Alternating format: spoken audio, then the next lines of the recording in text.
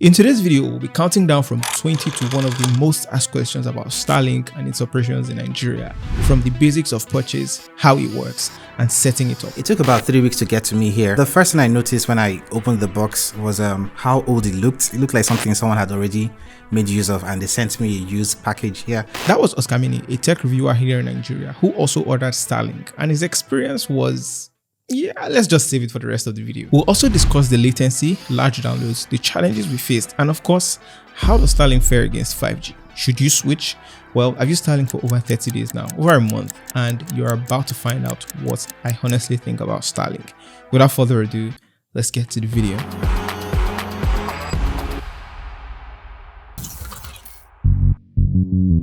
How to buy Starlink.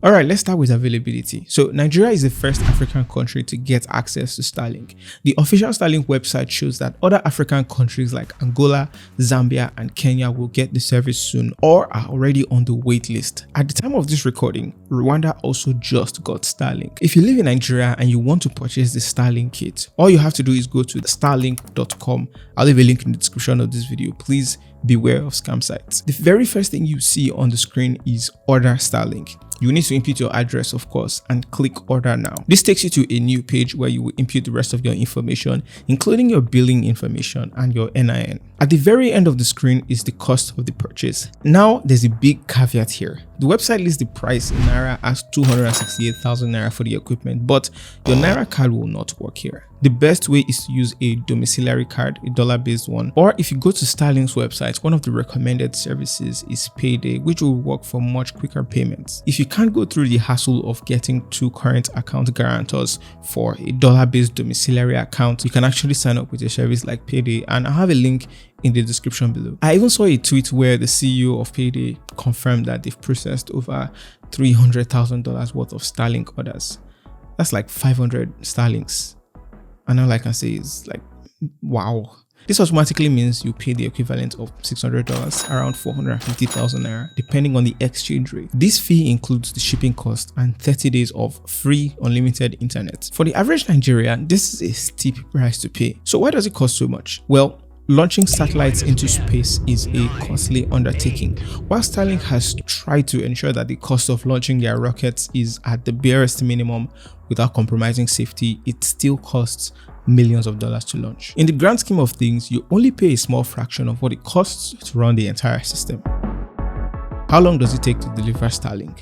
We purchased our device on pre-order in May of 2022, and it got delivered within 3 days of availability after I paid. However, if you make a purchase now, it should take 2 to 4 weeks to deliver to your doorstep. And that's the message they've been sharing with customers. Although someone tried to order it recently and they couldn't even make payment. So far, everyone that has gotten it since availability has gotten it within about 2 weeks. Starlink also uses DHL to ship their devices, and they don't currently have any third-party retailers. You have to order it on their website. Yes, I repeated. So what comes inside Starlink's box? You get a huge blue box like this when you get your Starlink. Inside the box, you get a few things. Your Starlink itself, or the phased antenna array, the Starlink base, the 75-feet Starlink cable, the power cable, and the mesh router itself. The mesh router is well built. It looks edgy and almost like the Cybertruck in terms of design. The wires are also quite sturdy and they get the job done, but you don't want to damage them. Regarding documentation, you get regulatory notices and a quick setup guide that is just images. How to set up Starlink? First off, you want to make sure you've downloaded the app. That's the Starlink app on either the Apple App Store or the Google Play Store, and I'll have it linked in the description below. Once you've downloaded it, you want to test your Starlink quickly. On the app, you get the option to either order Starlink if you haven't already or start setup. We already have Starlink, so we'll just select our device once we start the setup. Plug the right end of the 75-feet cable in. For many people, Starlink is already plugged in from the box, so you're good on that front. Since it comes with a base, you just fix it into the base properly, and once it's in, you plug your 25-feet power cable into the socket, you plug its correct end into the router, and then you plug the 75-feet cable into your router. Turning power on should give you a white LED light underneath the router, which means Starlink is powered on and ready to go. You create your network name and password, and then you join that network. As a warning, you do not want to move or tilt your Starlink manually. Starlink is motorized and self-orienting, so it should automatically calibrate itself and then face the sky. If you try to turn it manually, you may damage the motors inside, which is not what you want. After around 15 to 20 minutes, you should be online. You also need to scan the area for the best position to mount. Pro tip, you should mount your Starlink router on the roof because according to the official guide, Starlink needs a clear view of the sky precisely at 100 degrees or more if you can. If you're mounting Starlink to the roof, you would need to use the tools in the Starlink app that scans the sky right there on the roof and at the position where you'll be mounting your Starlink. So you should physically be present on the roof where you are mounting your Starlink and scan the sky from that point. It will give you the most accurate result. You can also have the person who is installing it do it if you cannot climb the roof to scan the sky. What's the tech behind Starlink and satellite technology? The regular internet service providers we are used to in Nigeria use cellular towers or cables. However, with Starlink, you are getting a group of thousands of satellites constantly orbiting the Earth as closely as 550 kilometers. These satellites are said to be covering the entire globe. Their close distance to the planet means there is a shorter distance for data to travel back and forth. You are getting faster internet speeds and lower latency. If you look at a regular DSTV dish, for instance, it's designed mainly to receive signals. However, satellite internet phased array systems like Starlink have a bunch of antennas inside them that send and receive signals, giving you internet from their low orbiting satellites in space. They used to have a round dish, but now they've upgraded to this rectangular design. That's a basic explanation of how it works, but if you want a longer explanation, check out Branch Education's 20-minute video. It's visually engaging and I got the gist very well in that video. How many people can connect to Starlink? According to Starlink's official documentation, you can connect up to 128 devices to your Starlink mesh router. Remember that the higher the number of people you connect to your router, the slower your speeds. Accessories. Let's discuss accessories and how you can get more out of your Starlink. First off, there's a long list of accessories and add-ons that can be purchased separately for your Starlink router. They are there to help you increase the device's functionality in several ways. For one, you can get an additional mesh node that looks exactly like this mesh router, and it will expand your internet connection. We noticed that with this single mesh router that we have here, if you go one floor below or one floor above the studio, because of the thickness of the walls, the speed is reduced and it's a bit noticeable. However, getting another mesh node will give you better speeds. The mesh node is basically this with the power adapter. Plugging this into another wall in another floor and registering your device to it will give you better internet that's not disrupted by walls. But according to some of my friends, it's more advisable to get third-party mesh nodes or Wi-Fi extenders that even have the more advanced Wi-Fi 6 technology. You can even toggle on bypass so you can transfer all your power to that third-party router, leaving the main mesh behind.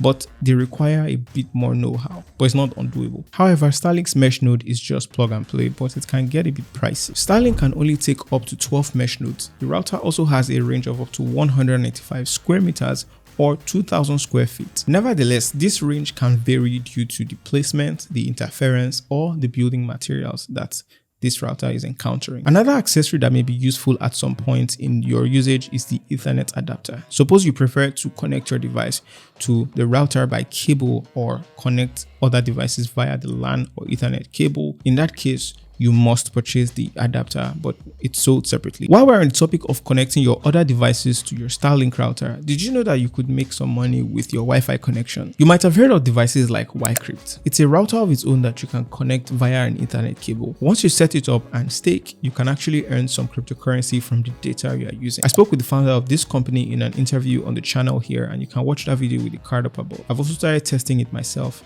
and with something like this, you can maybe even earn your data back and use it to subscribe and basically browse the internet for free. Do subscribe to watch out for our review of this device, and also check out the description if it's something that you'll be interested in. Mounting Starlink on the roof. Mounting the Starlink antenna was the most challenging task of everything we experienced. Since the mounts for Starlink were initially unavailable for purchase from Starlink's website, I got someone to design a mounting pole that we attached to our roof. There are different mounting options available for Starlink, and you can also check them out on the shop page right now. We should also be getting one right after our tests. Again, you do not want to turn the Starlink antenna by yourself. when you're installing it. Mounting Starlink on the roof cost me around 80,000 naira. This is because our space didn't have roof access, so they had to climb the ladder from outside. It included the cost of renting the ladder twice, checking the signal, and calibrating it on the roof. They also had to drill a wall so that the cable reaches the inside of our space and it doesn't dangle. What are the monthly costs of Starlink? How many gigabytes does the monthly payment give you? As far as the data plans available, Nigeria currently has no data cap for data usage. The unlimited is unlimited in Nigeria for the residential plan at least. If you get a fixed business plan, you'll have the priority access data plan option. This is a fancy way of saying your internet speed will be as fast as promised until your purchase data is exhausted. Then your speed will slow down significantly. We saw a tweet of a Nigerian man that has used over 1.5 terabytes, which, what are you doing with 1.5 terabytes of data? Starlink plans.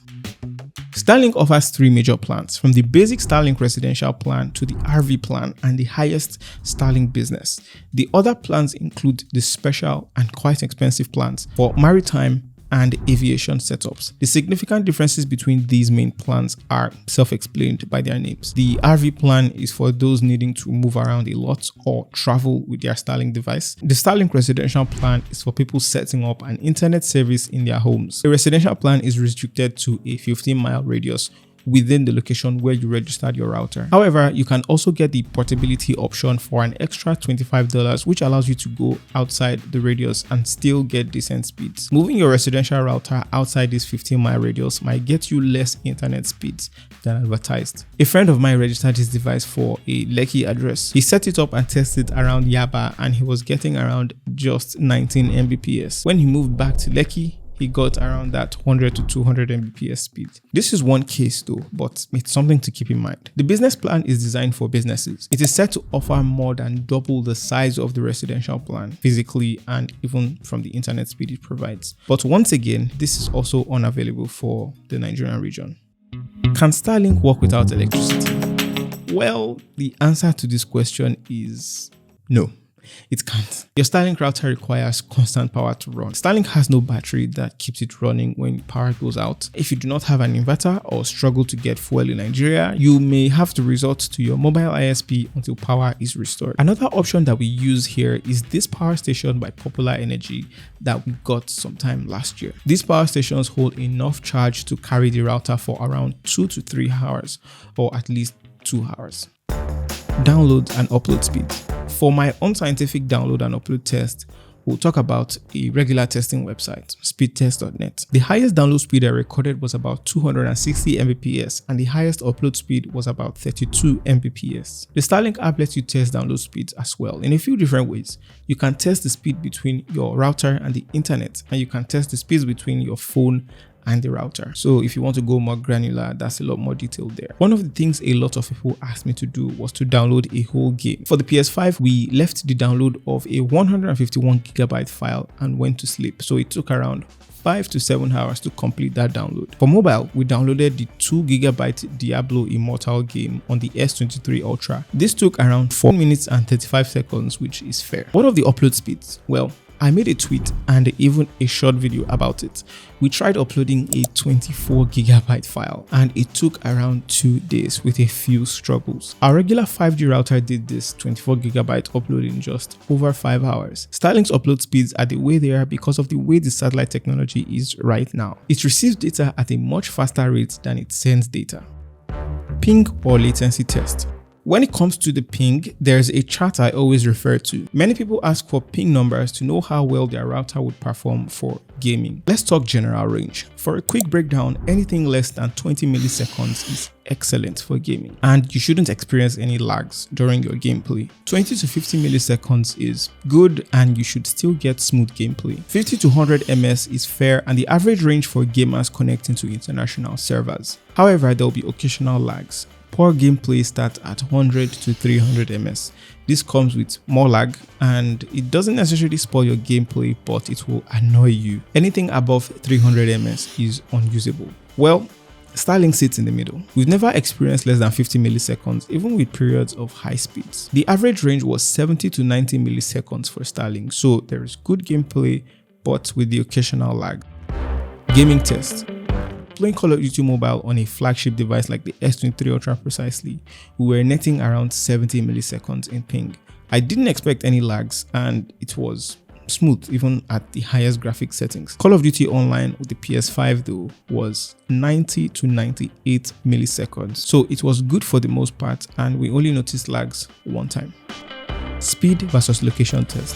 When you're mounting your Starlink dish, you need to be very watchful for obstructions. According to Starlink, if obstructions are even up to 2%, you could experience slow speeds. The most important thing when you set up is to ensure your Starlink antenna gets a clear view of the sky. We had to mount our Starlink twice because we were not getting the expected internet speed at the first location. We must stress that Starlink has to be outdoors and not indoors. Yes, people asked. Starlink's range test.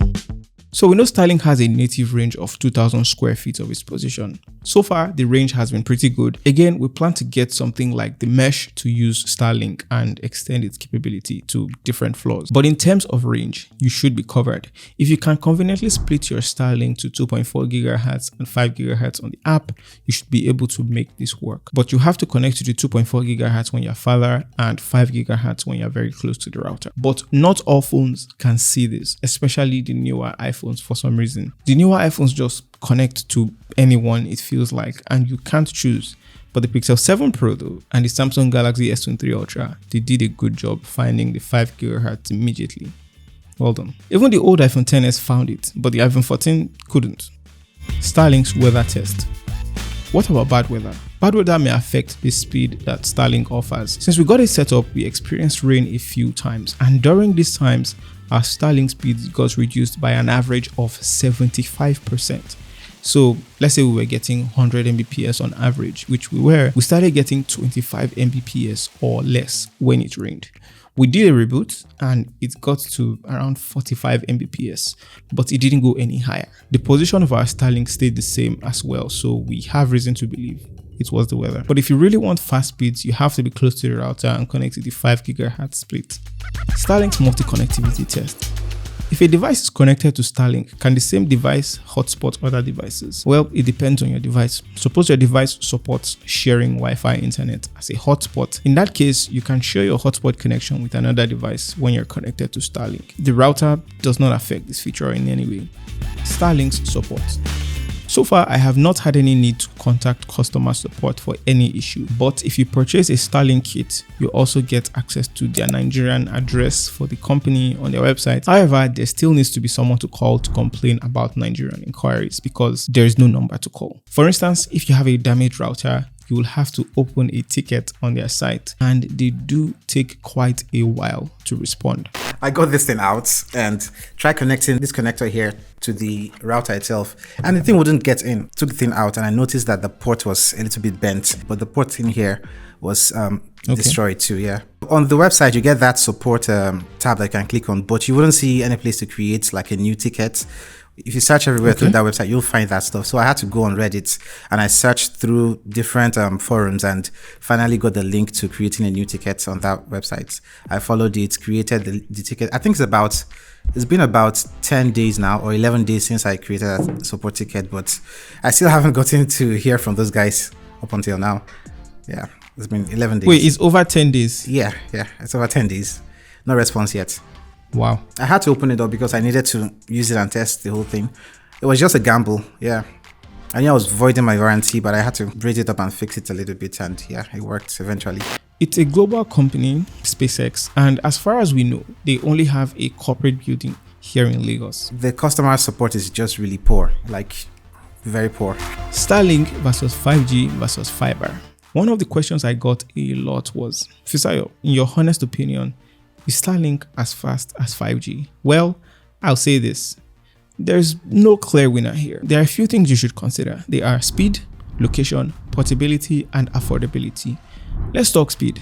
5G, by design, is meant to be faster, very many times faster than Starlink. The point here is that 5G is faster than Starlink at between 300 to 1000 Mbps or more compared to 50 to 260 Mbps that you get on Starlink in Nigeria. On the other hand, if we look at the 5G map on a site like speedtest.net, we'll see that 5G is only readily available in some places, whereas Starlink is satellite internet. It can work almost anywhere in every corner of the country. All you need to do is just, mount your router the correct way, point it to the sky, it will calibrate, find the satellite, and give you good signals. 5G will only work in some designated places. However, because the 5G modem is so portable, you can move it to a workplace with 5G coverage and use your router. For Starlink, it has to be in the location that you set, especially since it's only the residential plan that most Nigerians have access to at this time, and not the RV plan. How about the cost? Starlink cost me around 450,000 naira just for purchasing the kit and the first 30 days of unlimited internet. I then spent 80,000 naira to mount it on the roof to get the best reception. I also need electricity to run Starlink to work effortlessly. So before I can conveniently use Starlink, I'd have spent almost 500,000 naira. For the 5G router, on the other hand, I'll just get a modem which I can plug a power bank into and get a few hours of good use without electricity. The full setup will cost me 50,000 naira, and I can do their subscriptions for maybe 100 gigabytes at 18,000 naira for MTN.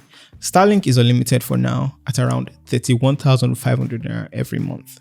The 5G router though is capped. So these are the choices. There's also Fibre, which is fantastic. You pay for the speeds you get with Fibre. For instance, for Fibre 1 and their residential plan, you can pay as low as 12,000 naira per month for unlimited internet at 16 Mbps. But if you want their highest tier for business in Lagos, at least you are looking at 163,000 naira for up to 500 Mbps per month.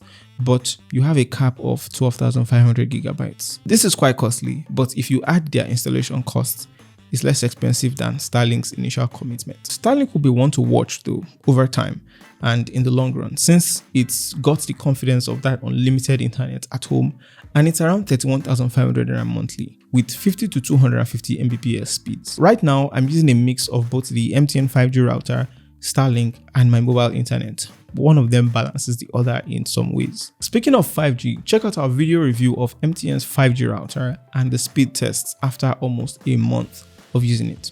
I'll see you in that video.